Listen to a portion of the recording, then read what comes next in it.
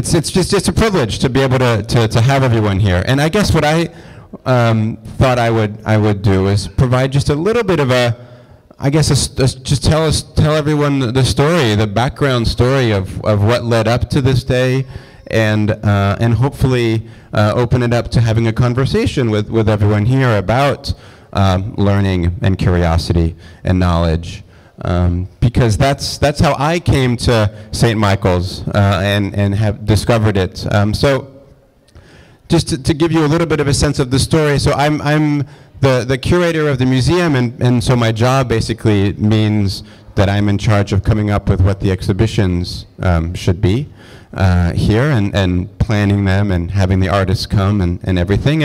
And in the context of this particular exhibition, one of the central things that we were trying to think about, myself, the staff at the museum, the artists in this project, at the core, it's an exhibition about learning. It's an exhibition about kind of a celebration of the curious mind, a celebration of this relationship that we have to knowledge, which instead of what I was trying to avoid is to create an exhibition where there was this kind of big thing out there that you needed to get, this big knowledge about art and about anything, that if you didn't have it, if you didn't know it, if you didn't have that knowledge, then you just were like excluded. You're not in the club, you're not on the team, you're not part of the adventure, you're not part of the story here at the Contemporary. And I was really, really inspired to try to make an exhibition that itself kind of had a mood of play and a spirit of learning, where what mattered is to come and for the experience of spending time with some of these works to make you more curious about the world, to make you ask questions, to engage with you in a way that makes you want to that makes you want to learn, not because there's some sense that you're supposed to learn something, but that it's just supposed to spark your curiosity. So rather than being a big art history lesson, this exhibition is a curiosity lesson in a way. It's not something out there where there's a big message that you need to learn. It's trying to create a particular energy, a particular spirit, a particular mood that is about curiosity and is about learning. And thinking through this, I came across the Reggio approach. And personally, my father actually was a professor of pedagogy, and I've always found pedagogy and new approaches and different approaches to it to be something I think about a lot already. And I came across Reggio really as a way of thinking about learning that felt very, very much in tune with what the spirit of this exhibition was about. This idea that instead of there being this teacher who has knowledge that the student does not have, and that the education experience is about teaching that knowledge to that student, that to flip that around, and the experience of learning is more about following what the students are curious about and letting that drive the learning experience. So again, thinking about that in terms of this exhibition, it's not like there's some big lesson that is out there to learn, but it's more trying to create an experience, to create a territory where, as viewers of the exhibition, the fun part is the figuring out part. I myself am in the process of figuring out what this show is about. I don't have a firm, definitive answer, and that's what makes it alive. That's what makes it interesting. So Reggio seemed to be a kind of a kindred soul in the world of education, not necessarily, that I came across. Of course, I am a complete dilettante. My training and background is in art and art history, and not at all in education. And so I come at this really more as a fan than as someone knowledgeable about this, which is the reason why we wanted to create this context, and in the context of the exhibition, have an opportunity to put on display this thing that is the Reggio and what that means to learn and the kind of learning that happens. And so to do that, there would be no better person right here than Louise and Ashley, who's not here, but you guys both founded or started the St. Michael's? Well, let's see if I can get this on. You're good. Okay, can you hear me?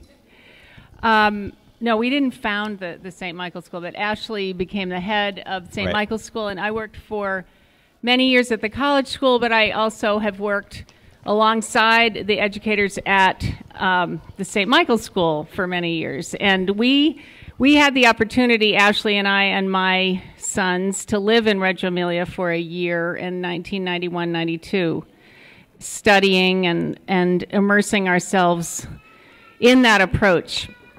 So, and then we've worked alongside many people in St. Louis and all over the place to think about really what it is to be inspired by that work, and what is it really connected to in other philosophies, other ways of working, so that it's not only by itself, but as Anthony was saying, it's, you know, he's from the art world. He's connecting with an approach in education that seems to be very aligned with or in harmony with this idea of curiosity and creativity. So I really wanted to say three things. One is that, you know, this quote, you all received a map when you came in that was kind of a guide to the exhibit, or the day rather. And Lars Malaguzzi, who was the founder of the work in Reggio Emilia, there's a quote on here that says, "The aim of teaching is to provide conditions for learning." And he also says the objective of education is to increase possibilities for children to discover and invent. And if we think about discovery, invention, curiosity, creativity, that's what was happening here today in all of the different places around this museum.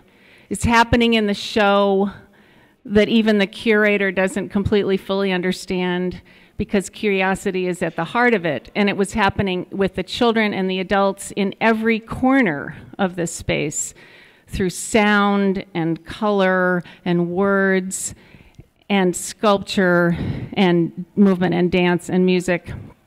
So if we think about schools and trying to, they're supposed to be places where we create conditions for learning, but it's not always true. But this really is the place where we can feel it, because it's alive. So that's the first thing I wanted to say. The second is, Malaguzzi, the same man, had the idea of bringing the school into the center of the city. In Italy, that would be the piazza. So bringing the children with their easels and their paints and having them in the middle of the city so people could be engaged with their learning and get curious themselves as citizens and as members of the community about curiosity and creativity at the heart of learning. And that's another thing that happened today. Bringing the school into the middle of the Contemporary Museum, and the Contemporary Museum into the school. And the last thing I wanted to say is that I really would recommend that people take a look at this, because we've worked really hard for the last couple of months at the St. Michael's School to really uncover the learning, the deep kind of learning and lifelong learning that comes from these kinds of experiences, not only in the traditional disciplines like reading and writing and mathematics, but in terms of collaboration and working closely with others to create something new, to see patterns across disciplines and across different people, to work in many ways with many kinds of materials, and to learn in many ways from many perspectives. And that's all here in this little map in an abbreviated kind of way, but it's very, very exciting. And a lot of people out there are calling those things 21st century skills. Collaboration, creativity, thinking outside the box, connecting, seeing patterns across many different disciplines and cultures.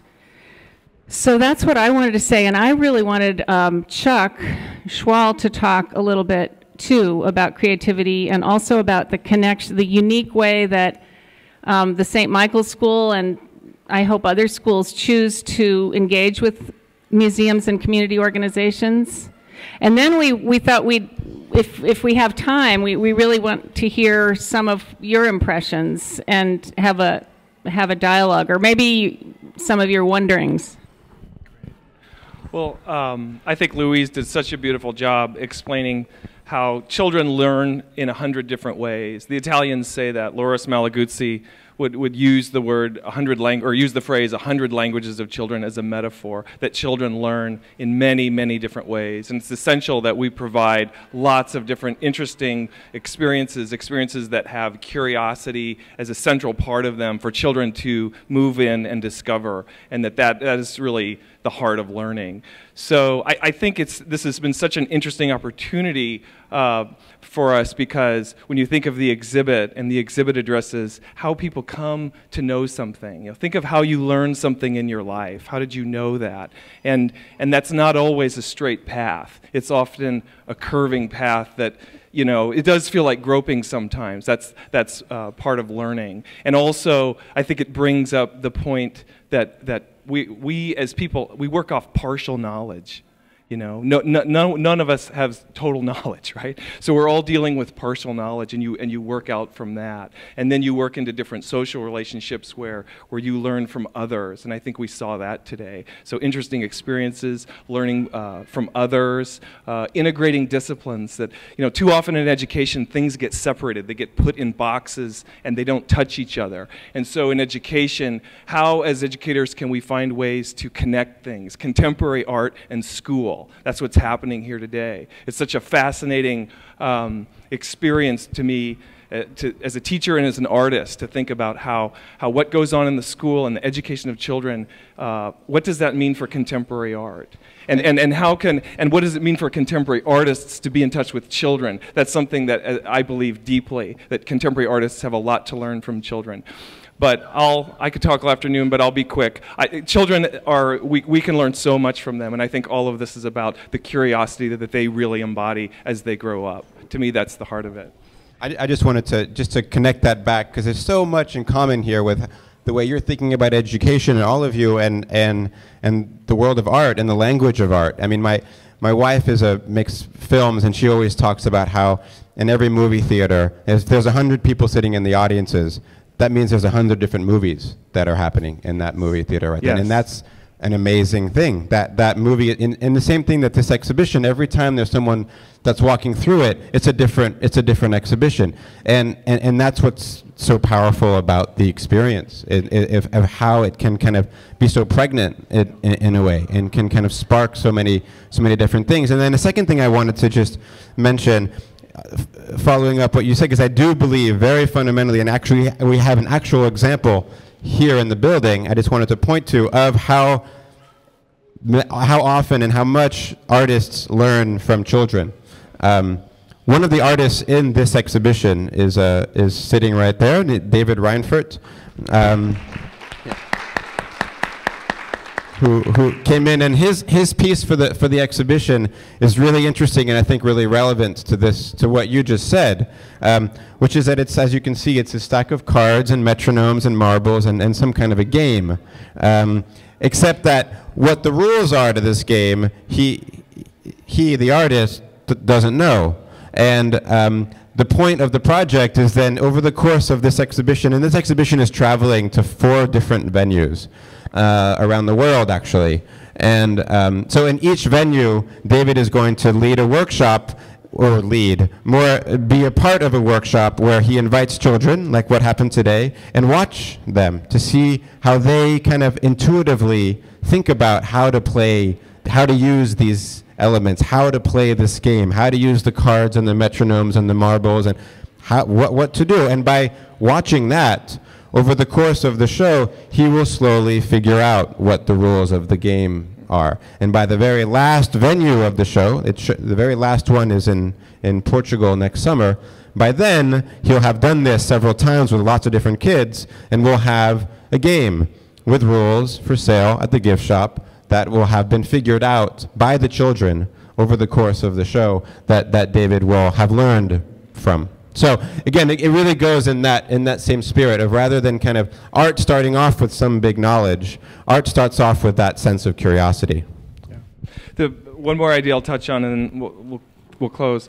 We'll go back to Louise. But, you know, when Louise mentioned the school going into the piazza or the school going into the town, and I believe that's a really, really important idea because it's life and education sort of colliding together. And, you know, too often I think we go in the school and, you know, education happens and then we go back to our lives. But I think what we experienced today with bringing our school out into the community and having the institution of the Contemporary Art Museum come into our school is art and life really working together. And I think we all felt that this morning as we walked around. So I'll be quiet now, but it's just been such a tremendous opportunity to work with the Contemporary Art Museum. We want to thank them, Tuan and Anthony and all the staff here. It's just been it's so special and such a great fit. So thank you. So I wonder if any parent or anyone here has any like to contribute any impressions or any opinions or any speculations about any of this with the whole group or informally after this.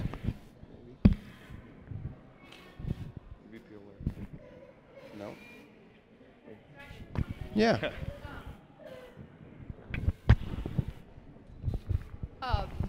I saw something really amazing happen today, and it happened over here at the sound sculpture, and I was into the mic.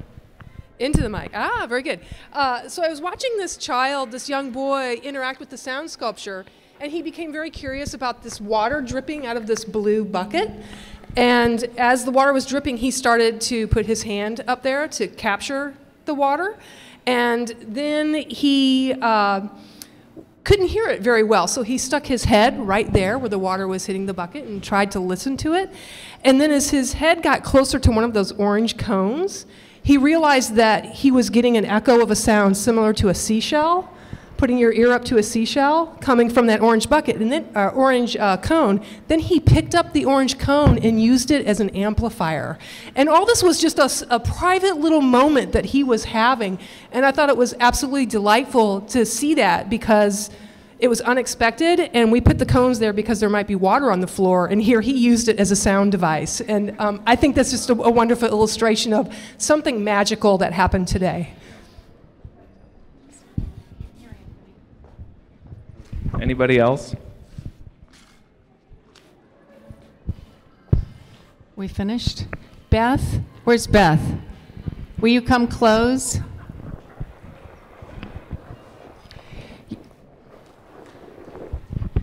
I just want to tell the St. Michael School families and community and teachers and children and all of our visitors here, thank you again so much for coming. Thank you, Anthony, for inviting us. This has been just a wonderful experience for us. And we are just delighted to have this relationship with you. So thank you very much. So thank you, and I hope you have a wonderful rest of the day. And as you walked in, you got a postcard, and we would love to hear some questions or wonderings or thoughts that you had about today. If you don't have the postcard, you know where to reach me. Through my email, and we would love to hear what you thought about today's experience. Thank you so much. Have a great day.